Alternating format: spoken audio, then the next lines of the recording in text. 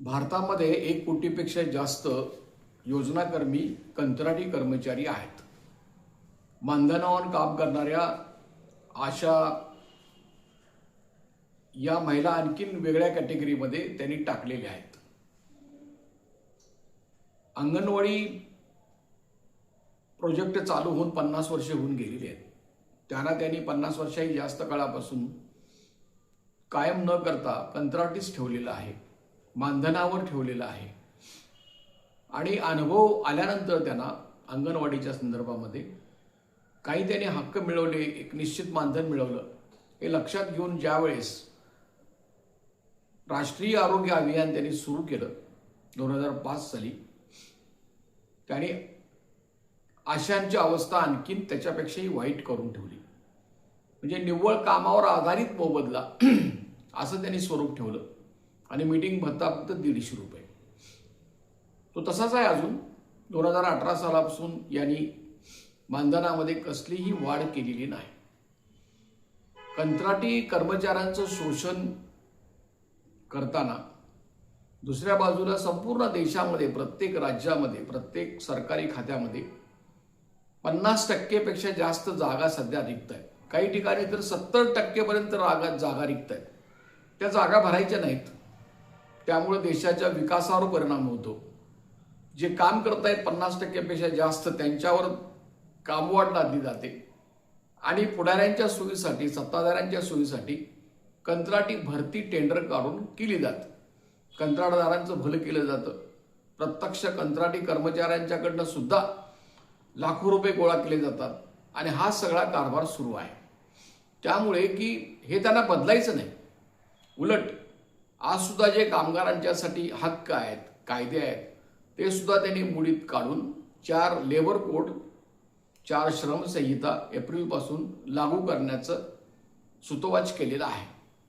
म्हणजे त्याच्यापेक्षाही दारुण अवस्था आज कायद्यामध्ये घटनात्मक तरतूद अशी आहे की जो 2 वर्षापर्यंत काम करतो एखाद्या ठिकाणी, प्रत्येक वर्षाला 240 दिवसापेक्षा जास्त दिवस काम करतो, त्यांना कायम केलं पाहिजे. पण असलेल्या कायम कामगारांनाच त्यांनी टेम्पोररी करायचा कायदा आणलेला आहे. आणि हे सर्व आरोग्य क्षेत्रात काम करणारे असोत, त्या शैक्षणिक क्षेत्रामध्ये काम करणारे असोत, कंत्राटी कर्मचाऱ्यांनी, मानधनावर काम करणाऱ्या कर्मचाऱ्यांनी लक्षात घेतलं पाहिजे. हा जो लढा आहे, म्हणजे एका बाजूने सर्व संघटनांनी एकत्र येऊन त्यांना निवेदन दिलं तर त्याच्यावरती चर्चा करत नाहीत. केराच्या टोपलीत निवेदन टाकतात. मग तुम्ही राज्याच्या ठिकाणी द्या, मुख्यमंत्र्यांना द्या, प्रधानमंत्र्यांना द्या, कामगार मंत्र्यांना द्या, दिल्लीत जाऊन द्या, मुंबईत जाऊन घ्या, काहीही परिणाम होत नाही. जर संपच केला तर काही प्रमाणामध्ये मानधन महाराष्ट्रामध्ये वाढलेलं आहे, असा अंगणवाडी आणि आशांचा अनुभव आहे. त्याचबरोबर सामाजिक सुरक्षेचे सगळे कायदे कंत्राटी कर्मचाऱ्यांना त्यांनी लागूच केलेले नाहीत. मग प्रॉव्हिडंट फंड असो, पेन्शन असो, ग्रॅज्युएट असो, हे कायदे तर लागू केलेलेच नाही. किमान वेतन कमीच कमी किती द्यायला पाहिजे हे सुद्धा विचारात घेतलं जात नाही. ज्या प्रमाणात महागाई वाढते त्या प्रमाणात कंत्राटी कर्मचाऱ्यांचं वेतन वाढत नाही. खरं म्हणजे त्यांना हे सगळं देणं शक्य आहे. आज या देशामध्ये फक्त बजेटच्या 2% रक्कम ही आरोग्यावर खर्च केली जाते. अनेक देश असे आहेत की ज्या देशामध्ये 10%, 12% बजेटच्या आरोग्य क्षेत्रावर खर्च केला जातो. तो खर्च केला जातो कशासाठी? तर जनतेच्या आरोग्याचं रक्षण करणारे जे कर्मचारी आहेत त्यांच्या पोटाला चिमटा न काढता तेही जगले पाहिजेत. त्यांच्या कामाचा मोबदला त्यांना नीट दिला पाहिजे, हेही सुद्धा बघितलं जातं. आज भारतामध्ये बजेटच्या 1% म्हणजे साधारण 1 लाख कोटी इतकी रक्कम आहे. ती जर आज जे बजेट आहे ते 5%, 6% असं केल्यास आता कंत्राटी कर्मचारी जे आहेत, मानधनावर काम करणारे जे आहेत, त्यांना किमान डबल पगार देणं शक्य आहे, कमीत कमी. पण हे त्यांना द्यायचं नाही. त्यामुळे संघटना असोत किंवा व्यक्तिगत असोत, सगळ्यांना न्यायालयीन मार्गाचा अवलंब करायला लागतो. अजूनही या देशामध्ये डॉक्टर बाबासाहेब आंबेडकरांनी घडवलेली जी घटना आहे त्यानुसार जे काही जजेस आहेत, न्यायाधीश आहेत, त्यांनी काही बाबतीमध्ये लावून धरलेलं आहे, त्यामुळे काही प्रमाणात न्याय टिकून आहे. मणिबेन नावाची एक महिला अंगणवाडीमध्ये काम करणारी, तिने कुठल्याही बड्या संघटनेच्या वतीनं नाही, म्हणजे आता हे INTUC, AITUC, BMS, C2, HMS या कुठल्याही संघटनेशिवाय मणिबेन या महिलेने एका स्वयंसेवी संस्थेच्या मदतीने हायकोर्टमध्ये केस घातली. गुजरातमध्ये केस घातल्यानंतर तिच्या बाजूने निकाल दिला. सरकार सुप्रीम कोर्टात गेलं आणि सुप्रीम कोर्टामध्ये सुद्धा सरकारचं म्हणणं हेच, तुम्ही मानधनी आहात, तुम्ही आमचे कर्मचारी नाही, तुमचा आमचा काय संबंध नाही, तुम्हाला आम्ही ग्रॅज्युटी देणार नाही, प्रॉव्हिडंट फंड देणार नाही, तुम्हाला जे वेतन दिलेलं आहे देतो आम्ही, तेच घ्या आणि त्याला आम्ही वेतन सुद्धा म्हणणार नाही, अशा पद्धतीचं त्यांचं आर्ग्युमेंट. सुप्रीम कोर्टाने सांगितलं असलं काय चालणार नाही. हे इंडस्ट्रियल डिस्प्यूट ऍक्ट खाली जी आस्थापना व्याख्या आहे त्याच्यामध्ये तुमची आस्थापना बसते आरोग्य खात्याची. इतकंच नव्हे तर त्यांना जे मानधन दिलं जातं ते सुद्धा वेजेस या व्याख्येनुसार होतं. त्यामुळं त्यांना तुम्ही ग्रॅज्युटी दिली पाहिजे आणि ग्रॅज्युटीचा निकाल लागला 2022 साली. आता 4 वर्षे झाली, त्या निकालाची अंमलबजावणी भारत सरकारने अजूनही केलेली नाही. ज्यावेळेस त्यांच्या बाजूने निकाल लागतो, कामगारांच्या विरोधी निकाल लागतो, त्याची लगेच अंमलबजावणी करतात. पण कामगारांच्या बाजूने निकाल लागला की त्याची अंमलबजावणी करायची नाही. 4 वर्षे झाली, सुप्रीम कोर्टाचा निकाल आहे, त्यानुसार मिळावं म्हणून महाराष्ट्रातल्या अंगणवाडी महिलांनी मागणी केली.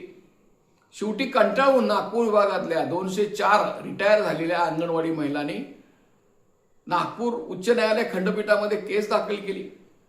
मार्च 2025 मध्ये नागपूरच्या उच्च न्यायालयाने सरकारला असा आदेश केला की तुम्ही ही ग्रॅज्युटी देण्याच्या बाबतीमध्ये 6 महिन्याच्या आत निर्णय करा आणि त्यांना द्या. आता त्यालाही वर्ष होऊन गेलं. आता 8 दिवसापूर्वी त्यांनी मोर्चा काढला. उत्तर काय दिलं तर आम्ही फाईल जी आहे ती वर पाठवून दिलेली. म्हणजे अशा प्रकारे सुप्रीम कोर्टाचा निर्णय होऊन सुद्धा 4 वर्षे झाली, ते उपदान द्यायला तयार नाहीत. उपदान म्हणजे जितकी वर्षे काम केलेलं आहे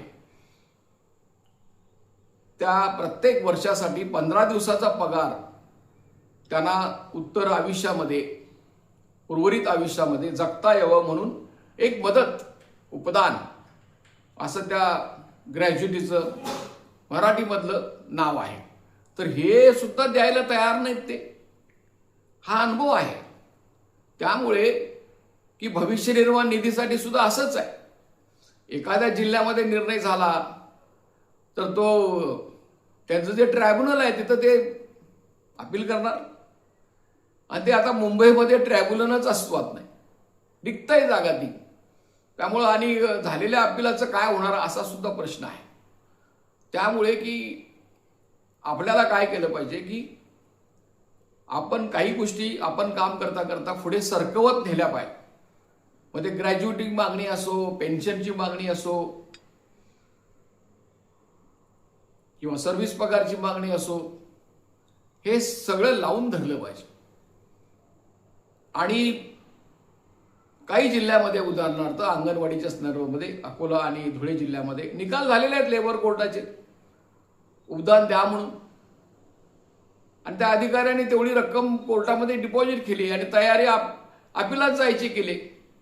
अजूनही ते निर्लज्जासारखं म्हणतात. खरं म्हणजे त्यांना नोकरीवरनं सस्पेंड करायला पाहिजे असं स्टेटमेंट देणाऱ्यांना, लेखी स्टेटमेंट देणाऱ्यांना.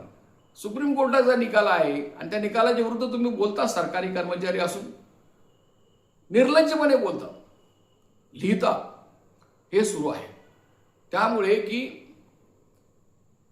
आरोग्य क्षेत्रातल्या सगळ्या कर्मचाऱ्यांनी खरं म्हणजे एकत्र यायला पाहिजे. मग ते कोणत्या युनियनचे असो. आज आरोग्य क्षेत्रातली एकही युनियन मान्यता प्राप्त नाही. शासनाच्या दरबारी काम करणारे जे कर्मचारी आहेत त्यांची राज्य कर्मचारी युनियन एवढी एकच मान्यता प्राप्त आहे. बाकीच्या सर्व युनियन्स या फक्त रजिस्टर आहेत, त्यांना मान्यता मिळालेली नाही. कुठल्याही आशयांच्या युनियनला मान्यता मिळालेली नाही. अंगणवाडीच्या युनियनला मान्यता मिळालेली नाही. रजिस्टर असणाऱ्या कामगार संघटनांची कृती समिती आहे आणि सर्व कृती समिती मिळून प्रयत्न केला जातो. आणि यामध्ये काही अतिशहाणे पुढारी आहेत, भंपक पुढारी आहेत, मीच केलो म्हणून बोंबलत असतात आणि त्याला काय अर्थ नाही. काय केलं हे सांगायचं नाही, प्रत्यक्षामध्ये काहीच झालेलं नसतं आणि स्वतःच बडवून घ्यायचं. हे जे असे जे मनोवृत्ती आहे ती आपण त्यांना नाकारलं पाहिजे. कामगारांचं शोषण करण्यामध्ये सुद्धा काही हे पठाणगिरी करणारे, दादागिरी करणारे पुढारी, संधीसाधू पुढारी लाभलेले ते वाईट आहे. विशेषतः आणि महिलांच्या बाबतीमध्ये महिला मुळातच शोषित आहेत. ते या समाजव्यवस्थेच्या बळी आहेत. स्त्रियांना समान कामाला समान वेतन मिळत नाही. कामाच्या ठिकाणी त्यांना त्रास दिला जातो. कामावरून काढून टाकण्याच्या धमक्या दिल्या जातात. याच्यासाठी असलेल्या कायद्याची अंमलबजावणी सरकार करत नाही. कायदा आहे, पॉश नावाचा कायदा आहे. जिथे 10 पेक्षा जास्त स्त्री कर्मचारी असतील त्या ठिकाणी महिलांच्या शोषणाच्या विरोधी कायदा आहे. ते कलम 3 मध्ये नमूद आहे. अधिकाऱ्यांनी आशा असोत, अंगणवाडी महिला असोत, कामावरून काढून टाकण्याची धमकी देणे हा गुन्हा आहे. कामाचा पगार अडवणे हा गुन्हा आहे आणि त्यांना अपमानास्पद बोलणे हा गुन्हा आहे. पण हे राजरोसपणे सुरू आहे. त्याच्याविरोधी प्रतिकार केलाच पाहिजे, संघर्षही केला पाहिजे. परंतु यापूर्वी मी सांगितल्यानुसार सुप्रीम कोर्टाचा जो अंगणवाडीचा निकाल आहे तो आशांना सुद्धा लागू होतो. त्या आस्थापनेच्या व्याख्यामध्ये आशा येतात, वेजेसच्या व्याख्येमध्ये आशा येतात. अंगणवाडी महिलांना सुद्धा सुप्रीम कोर्टाचा निकाल झाल्यावरही लेबर कोर्टामध्ये जावं लागतं. हे दुर्दैव आहे. खरं म्हणजे आतापर्यंत त्यांनी त्या निर्णयाची आपोआप अंमलबजावणी करायला पाहिजे. ती काय मेहरबानी करता, इतकी वर्ष नोकरी केलेली आहे, तुम्ही काही देत नाही, निदान एवढं द्यायला तुमचं काय बिघडते. परंतु त्यांना त्याची परवा नाही. विकृत मनोवृत्तीने पछाडलेले लोक आहेत. त्यांना निवडणुकीमध्ये पैसे देऊन मत खरेदी करायला आवडतं. आसुरी आनंद त्याच्यामध्ये आहे. लाडके बहिणीच्या नावाखाली निवडणुकीत मतदारांना लाच देण्याचं त्यांना सुचतं. परंतु त्यांना पगार वाढ द्यायची, किमानोत्तन द्यायचं, महागाईच्या संदर्भामध्ये महागाईच्या प्रमाणात वाढ करायची, हे मात्र त्यांना अजिबात सुचत नाही. 2018 सालापासून त्यांनी मानधन वाढवलेलं नाही. तर हे सर्व लक्षात घेऊन आता फक्त त्यांनी काय केलेलं आहे की मिळालेल्या माहितीनुसार 2022 पूर्वी ज्या काम करत आलेले आहेत अंगणवाडी महिला, त्यांना त्यांनी 65 वर्षाची मुदतवाढ दिलेली आहे आणि 2022 नंतर ज्या निवृत्त होतील त्यांना 60 वर्ष केलेलं आहे. आणि महिला काम करायला तयार आहेत, आशा सुद्धा तयार आहेत, ज्या काय असतील त्या. ज्यांना करायचं नसेल त्यांचा प्रश्न वेगळा, त्या निवृत्त होऊ शकतात, त्यांना निवृत्तीचे सर्व अधिकार दिले पाहिजेत. तर हे आता काही आशा ज्या आहेत त्यांचं वय 60 वर्ष झालेलं आहे. 2005 साली ही योजना सुरू झाली ना, आता 20 वर्ष होऊन गेली, मग निवृत्त होणार. परंतु त्यांना ते ग्रॅज्युटी देत नाहीत, पेन्शन देत नाहीत, प्रॉव्हिडंट फंड योजना लागू करत नाहीत. ही सरकारची जबाबदारी आहे. 15% कामगारांची रक्कम प्रॉव्हिडंट फंडामध्ये तुम्ही टाकल्यानंतर उर्वरित 12% पर्यंतची रक्कम आहे ती सरकारने त्या खात्यात भरली पाहिजे. स्वतः ते सरकारने जाऊन त्या ठिकाणी त्यांची खाती उघडली पाहिजेत. त्याच्याऐवजी नुसता भंपक योजनांचं कौतुक करायचं. म्हणजे प्रधानमंत्री जीवन ज्योती योजना असेल किंवा पेन्शनच्या नावात खाली जी एक भंपक योजना आहे ती असेल, असं सुरू आहे. तर याच्या विरोधामध्ये सर्वांनी एकत्र येण्याची गरज आहे. किमान आरोग्य क्षेत्रामधल्या असो, मध्ये कंत्राटी कर्मचाऱ्यांच्या संघटना आहेत, आशांची संघटना आहे, अंगणवाडीची संघटना आहे आणि न्यायालयीन मार्गाचा सुद्धा अवलंब केला पाहिजे. त्या दृष्टीने प्रयत्न केला पाहिजे आणि सर्वांनी हे लक्षात घेतलं पाहिजे की ताम्रपट घेऊन युनियनचं नाव सांगणारेच सगळं करतायत असं नाही. तर ताम्रपट मोठं न घेता ज्या नुसता रजिस्टर संघटना आहेत त्याही काम करतात. शासन दरबारी फक्त रजिस्टर असणं एवढं गरजेचं आहे. त्यांना सगळे अधिकार आहेत. कोर्टात जाण्याचा अधिकार आहे, कोर्टात म्हणण्याचा अधिकार आहे, सगळं आहे. पण जणू काय हे ह्यांना सगळ्या देशाची सूत्र त्यांच्या हातात दिलेत. अशा आयुर्वेदामध्ये वागणारे जे संधिसाधू पुढारी आहेत त्याच्यापासून सर्वांनी सावध राहिलं पाहिजे. ते जे लूट करतात, 5,000 पगार वाढला आणि 5,000 द्या म्हणून सांगतात आणि अशाने जर 5,000 दिलं नाही 2,500च दिलं तर तुमचा प्रश्न सोडणार नाही म्हणून धमक्या देतात आणि असला सगळा प्रकार सुरू आहे. त्यामुळे आम्ही गुगल फॉर्म आज आम्ही व्हॉट्सअप ग्रुपवर टाकतोय. तो गुगल फॉर्म कोणाला मिळाला नाही मिळाला तर त्यांनी फोन करावा. त्यांना आम्ही गुगल फॉर्म देतोय. आजच आम्ही तयार केलेला आहे. तो थोड्या वेळामध्ये ग्रुप्सवर पडेल. आपण नक्की फोन करा. त्याच्यामध्ये 3 गोष्टी आहेत की तुमचं सगळं रेकॉर्ड तयार करून त्याचा एक अर्ज तयार केला जाईल, निवेदन तयार केलं जाईल, ते शासनाला दिलं जाईल. शासनाने जर ते मान्य केलं नाही तर मग लेबर कोर्ट असेल किंवा हायकोर्ट असेल त्या बाबतीमध्ये केसेस दाखल केल्या जातील. तर हा जो प्रयत्न आहे तो शांतपणे करणं गरजेचं आहे. त्यांच्या सगळ्या ऑनलाईन आक्रमणाला ऑनलाईन पद्धतीनंच उत्तर दिलं पाहिजे. नुसता जय म्हणून दगडावर डोकं आपटून घेण्याचा तो प्रकार आहे आणि त्यामुळे आपण या सगळ्या प्रयत्नाशी सहभागी व्हा अशी मी आपल्याला विनंती करीत आहे. हे यूट्यूब चॅनल आहे ते विनामूल्य आहे. तुम्ही ते सबस्क्राईब करा की ज्यामुळे आणखीन कामगारांच्या पर्यंत हा विषय जाईल. हे एकूण कामगारांच्या भल्यासाठीच विषय आहे. मी शंकर पुजारी, महाराष्ट्र राज्य आशा गटप्रवर्तक आरोग्य कर्मचारी संघटनेचा अध्यक्ष आहे. माझा मोबाईल क्रमांक आहे 9960499366. जरूर काही शंका असल्यास संपर्क करा. एवढे बोलून आजचे मुद्दे मी पूर्ण करीत आहे. धन्यवाद.